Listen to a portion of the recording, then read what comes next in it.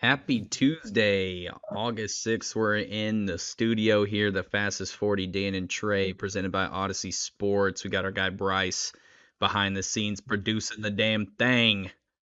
How we doing, brother? Good to have you Uh, back from Yeah, uh absolutely. from the absence last week, my man. Yeah, it's good to be back, and things are heating up in the NFL. Man, have you noticed, just to kick us off here, the amount of tension between the joint practices with all these teams? I mean, looking at the Giants and the Lions, some videos from today.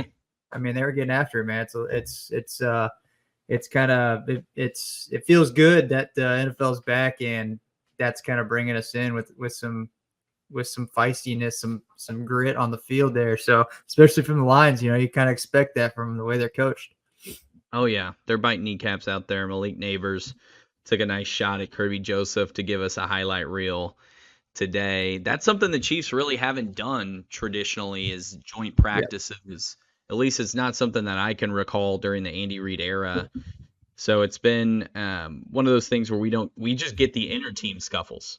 yeah, So right. Travis Kelsey against the linebackers, or maybe Mahomes is getting onto one of the defensive linemen's asses because they sacked him, and you don't hit the guy in the yellow penny. So Yeah, those are all those things going on across training camp that just let you know these guys are coming with intensity, and it's yep. time to gear up for this freaking season, man. It sure is, buddy. I'm fired up. It's awesome. It's gonna be awesome. So some more news just coming out of training camp. The Chiefs are on a freaking mission, dude. They're on a mission to get this team locked up long term. And it started with Harrison Butker making him the highest paid kicker.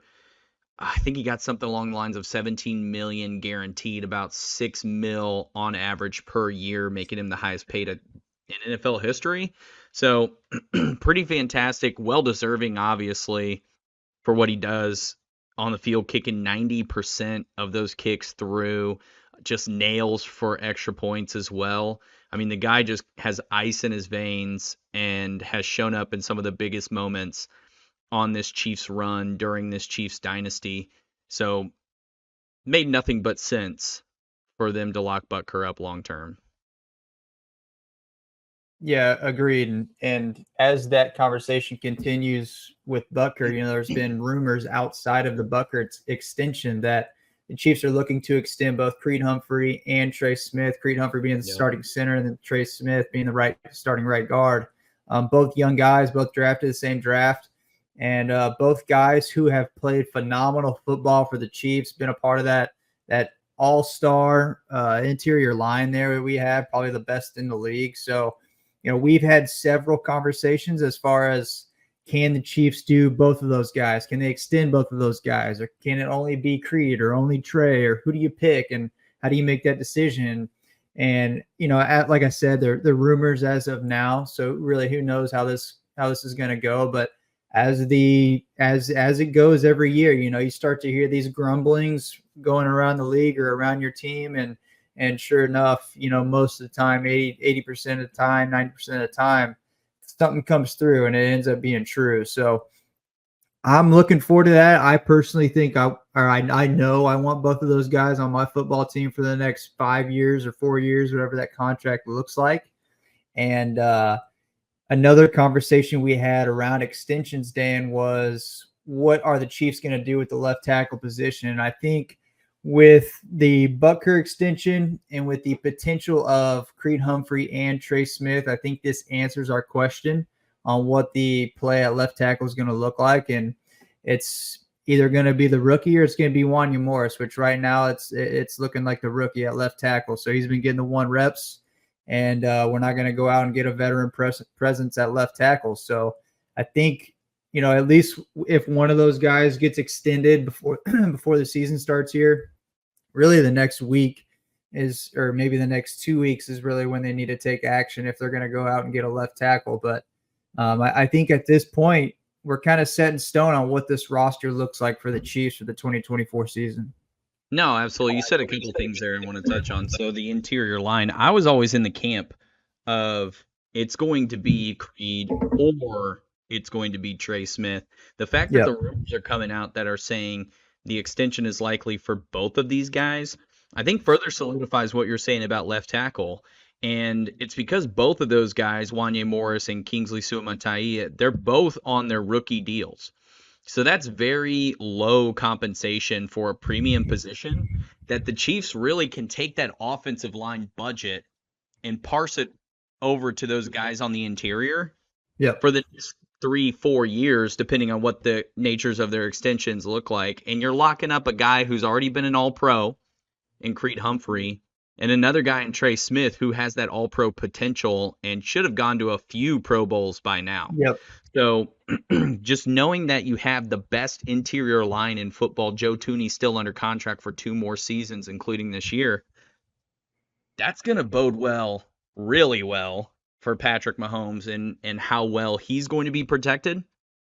But also with those guys being interior linemen, that's going to bode well for Isaiah Pacheco and how they're going to be able to clear holes for him. And so that's going to be one of those things that, lineman signings go under the radar all the time. It's not one of Yep. those, we brought in this guy, or, let's throw a party, let's go buy this guy's jersey. That's just not the way it works. It's not the glamour position. But what Brett Veach and the rest of that front office staff have been doing for Kansas City is nothing short of incredible, being able to finagle the limitations within the salary cap and know when you can backdoor something or when you can shortcut this thing here or what verbiage to use within the contract. And I'm expecting to see something that's going to be A, team friendly, and B, flexible for both of these guys. Yep. And when I Agreed. say team friendly, it'll be okay, we front load this or we backload this contract with your guarantees early on, low money spendings, and that gives us opportunities to extend you long term and add more guaranteed money as you continue to earn that opportunity here in Kansas City. And so the structures of these extensions are going to be something that'll be, I don't know, I geek out about the numbers. That's going to be something that's going to be fun for me Sure. personally to see kind of where that goes. And hopefully Kingsley ends up being that left tackle of the future. And when those guys' extensions or contracts run out, we can allocate some of that money back on the other side. Jawan Taylor being another one of those guys that could Yes. potentially have some money freed up by the time they hit their second Yep. contract. Yep. So Dan, A lot of one fun. question here before we move on to the position groups. How do you think these guys, Creed Humphrey and Trey Smith, do you think they're waiting on one or the other to make a move to kind of gauge where their contract's going to be at? Well, here's the thing, like guards get paid way more than centers do right now. Guards have almost started to become a premium position. There were a couple that were paid nearly $20 million a year. I think Chris Lindstrom being the most recent um, sort of case study on that. Zach Martin always getting compensated really well in Dallas. But, with Creed Humphrey, I feel like he's going to get a contract more in line with what Jason Kelsey was getting paid while he was with the Eagles, maybe 14 to 16 mil a year. And with Trey Smith, not quite that premium guard money at 20 mil a year, but probably a little bit closer to what Creed is going to get in the 14 to 15 range. So Yeah. I don't know. That's kind of where I'm at with it. Trey Smith, I think you have a little more bargaining power with him because he doesn't have the accolades that Creed Humphrey has. Sure. But that's going to be a game that the Chiefs front office is going to have to play. Yep. And with a game that they play well too. True that. Let's dig into the defensive line, our main dish, the entree of the episode. We've been going through position groups all offseason long. We're getting to the end of training camp and ushering right into the preseason. So it's time to kind of put a bow on some of these position groups and really get into, what this roster is going to look like long term. But defensive line, man, initial thoughts looking at this unit that was second in the league in sacks last year. What is your opinion, 2 weeks into training camp? Right now, just looking at the base defense, the depth chart as it sits right now, you got Karlaftis on the edge, you got Nadi on the inside, obviously Chris Jones, best D tackle in football, and then you got Mike Dana on the other side of the line there. Pound for pound, this has got to be a top 7, top 8 starting defensive line in the league for me. And the two, really, there's a couple factors on the depth chart that make it big for me. It's a huge part or a huge aspect in your defensive line to have rotation guys, right? You got to have fresh air, especially Chris Jones. We've seen him over the last 2 years where he's absolutely gassed in the fourth quarter. And so having those interior guys is crucial to be able to rotate those guys out. And you got Tershawn Wharton, who has been a phenomenal rotation guy. And then you got Mike Pennell, who has a veteran presence, who came on the team late last year and then signed another contract with the Chiefs early on this offseason, who has been more than just a rotation guy. He's obviously been that veteran presence for the D line specifically, been able to really mentor some of those young fellows that are coming in. And also, on top of that, these guys are so or I can't think of the word I'm trying to think or trying to spit out here, but like so intertwined, I'll say that. Yeah. Maybe that was the word I was looking for. with the linebacking core, which is such another crucial part. And Mike Pennell does a great job with the linebacking core as well. So there's been reports coming out in training camp so far within the last week that Chris Jones, Mike Pennell have been spending time after practice up there in St. Joe to be able to watch that film from training camp. But also for the first game of the year against Baltimore and be able to prepare and start to sharpen their tools before that game hits the schedule and hits the date. Because obviously we kick off with such a huge game, 2 big games really. And then going further into the depth chart here with Charles Omenihu coming off the knee injury late in January there. Huge loss for us late season there, obviously in the postseason. But having him back and just kind of following him on social media, he looks like he's war-torn to get out there and kind of prove everybody wrong after having the rough season last year with the suspension and then going into an injury. He had a phenomenal year when he was on the field. So he's going to be another guy where I could see him and Dana really, really flexing in and out of the game and getting a lot of fresh legs, not 100%. So the recovery for Charles Omenihu is definitely going to be something to watch as we get through the early part of the season coming off of that ACL. I don't know if you follow him on Twitter or social media, but he's already posting videos. He's already contributing to some workouts on his own to kind of get the legs back under him, so to speak, and contribute to this defensive line, one in which he had one of the best runs of the year in terms of sacks last year. I think he had like 6.5 over a 5-game stretch or 6-game stretch. So going to be exciting to see him come back. Total heartbreaker with him going down. But I want to talk about pressure with this defensive line unit because I feel like there is a lot of it, a lot of pressure. Chris Jones, superstar defensive lineman, best defensive player on the team. There's always going to be pressure that comes with that role and that leadership role. Yeah, that's kind of tacked to it as well. But with George Karlaftis continuing to build on what's been 2 successful campaigns, Mike Dana just got paid a pretty decent contract. There's pressure along with that. Derek Nottie signed a couple of 1-year deals in a row, including this year. There's pressure with that to build on a campaign to get another contract. Felix Anudike-Uzomah, probably the most pressure, being a first-round pick, and all of Chiefs Kingdom is watching him through a microscope to see whether or not this guy is going to, flesh out to be that, worth that pick, worth that draft capital that was spent on him in the 2023 draft. And he's a hometown kid. So there's already that pressure there too. So I feel like the wide receiver group has the most pressure as a unit to perform because of how poorly they performed last year.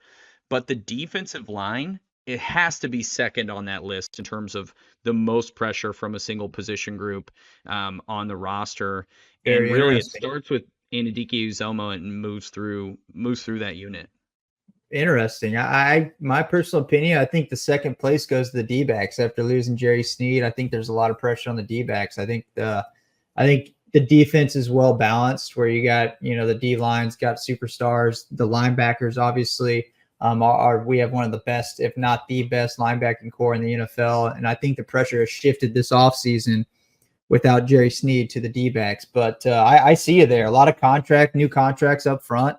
And really, when it comes to defense, any D back or linebacker will tell me right now that I'm wrong, but it all starts up front, man. It's pressure sacks or Those D-backs are I just opinionated I for just gave sure. I just gave some flowers to the D backs unintentionally, but um, pressure interceptions and stopping the run all starts up front with the D line, man. So I think I personally, if we can stay healthy, it's going to be a huge deal. Obviously, we continue to harp on that.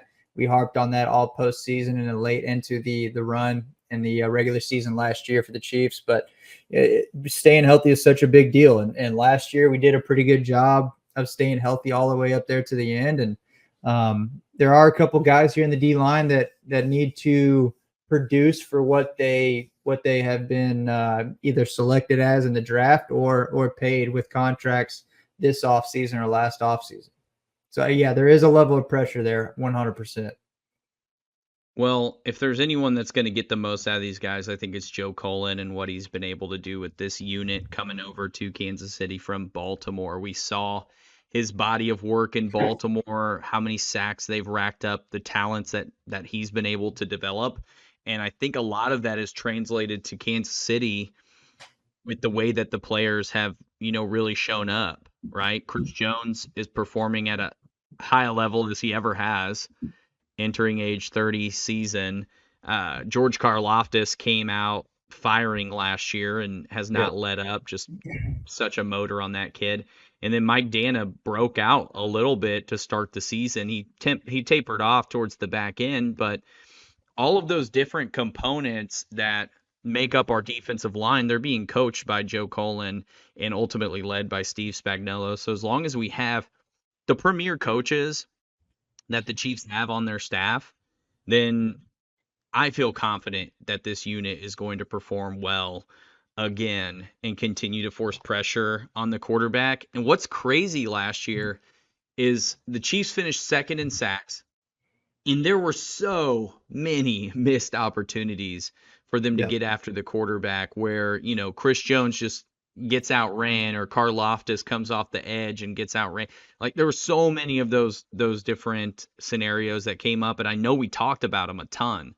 Where it was like finish your pressure. Yeah. Because we were Right. getting plenty of it and not finishing it, and we still finished second in sacks. So Yeah. that's going to be a big area of improvement for this unit. And as far as, who's going to make the roster, I'm looking at this depth chart, and there's maybe one or two guys on the back end of it that'll end up being practice squad guys, but we usually keep a pretty deep rotation of defensive linemen. I feel like the stable's got to be around 8 guys typically. Yep. Yep. Last point for me here, Dan. Thinking about second and sacks last season, and think about how Spags runs that defense and how he operates. Really in pressure situations where he brings a lot of pressure from the secondary and the linebacker force. If we can develop a pass rush with the front three or the front four or even the 1+1, then that's going to free up this defense to be so much more flexible and be able to support the absence of Jerry Sneed in the back or in the secondary. So I know some of those sacks you got to chalk up to Trent McDuffie, to Jerry Sneed, those kind of guys that have come off the edge. Nick Bolton, Drew Tranquil had a couple last year, and so Leo Chenal had a couple last year. Billy Gay So had a couple. Yep. Yep. So I think if we can really dial in this defensive line, and really we're just building off what we did last year, right? So building that foundation on the defensive line so that we can create flexibility on the back end of the defense is going to be huge for us going into the season and finishing the season. 1,000%. That's a good point. The defensive line opening up those lanes for the D-backs. Let's give the DL the credit on at least the assist Yeah, on some of those 100%. Yep. sacks from the Yep. Yep. D-back, that Yep. misdirection. I mean, there's But yeah, several times Chris Jones taking up 3 guys. yeah, gets Karlaftis free, gets Mike Dana free, gets Wharton Yep. free. Those it's a team sport, right? It always comes Yep. back to that. It's a team sport. These guys got to work together. So later this week, we'll get the linebacker episode out to you all, talk about that unit, and maybe a few more pieces on news. But Appreciate everybody listening to us wrap up the defensive line here. Keep riding with us, baby. Keep riding with us. Follow the show at the fastest underscore 40, and we will see you later this week. Trey, you got anything for the people? No, sir. Let's go, Chiefs.